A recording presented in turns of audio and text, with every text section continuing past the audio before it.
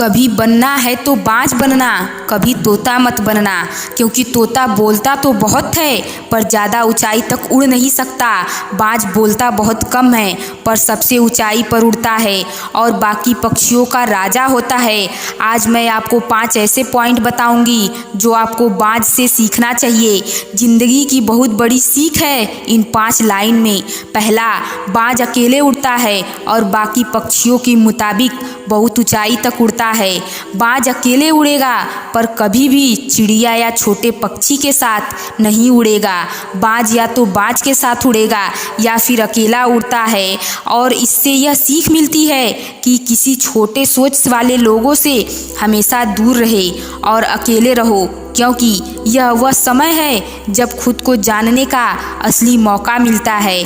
दूसरा पॉइंट, बाज का विज़न बहुत क्लियर और स्ट्रॉन्ग होता है।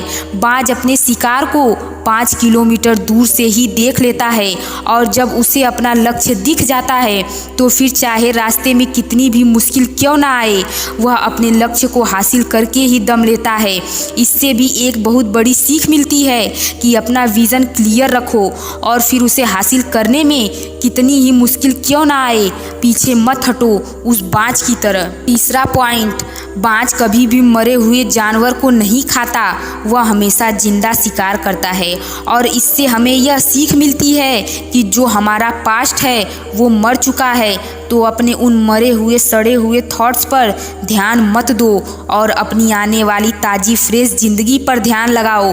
अपने पास्ट की जो पुरानी यादें हैं जो तुम्हें तंग कर रही हैं, उन्हें वहीं रहने दो जहाँ पे उनकी जगह है। और तुम्हारे पास्ट की जगह तुम्हारे वर्तमान में नहीं होनी चाहिए, क्योंकि एक बार तुम्हारा पास्ट तुम्हारे वर्तमान में आ गया तो तुम्हारा पास्ट तुम्हें कभी भी प्रेजेंट में रहने नहीं देगा। पास्ट में तुम्हारे साथ कितना ही बुरा क्यों न हुआ हो, वो सब यादें, वो सब थॉट्स मर चुके हैं। और बाज की तरह बनो जो कभी भी मरी हुई चीज़ों को नहीं खाता। 4 पॉइंट, जब आंधी तूफान आते हैं तब बाज बहुत ज़्यादा एक्साइटेड होता है। जब बारिश होती है तब सभी पक्षी छिपकर बैठ जाते हैं, लेकिन बाज को बड़ा मज़ा आता है। जब तेज़ हवाएं चलती हैं, बाज उन हवाओं के सहारे और तेज़ी से ऊपर की उड़ता है और ऊपर उड़ते उड़ते इतना ऊपर उड़ जाता है कि बादलों से भी ऊपर पहुंच जाता है। और इससे भी एक सीख मिलती है कि मुसीबत में मज़ा ढूंढो। और नेपोलियन हिल ने एक बार कहा था कि हर बड़ी चुनौती अपने साथ में एक बहुत बड़ा अवसर लेकर आती है। तो उस बाज की तरह तुम भी अपने अवसर को पहचानो, और जिस दिन तुमने अपने अवसर को पहचान लिया तो सारी मुश्किलें तुम्हारे नीचे होंगी और तुम उन मुश्किलों के ऊपर होगे। 5 पॉइंट, बाज अपने घोंसले में से सारे सॉफ्ट घास को निकाल देता है ताकि बाज का जो बच्चा होता है उसमें कंफर्टेबल ना हो सके, क्योंकि वह घोंसले में कंफर्टेबल हो गया तो वह वहीं रहना पसंद करेगा। लेकिन बाज ऐसा होने नहीं देता। बाज एक पक्षी है और उसे भी पता है there is no grow in comfort zone.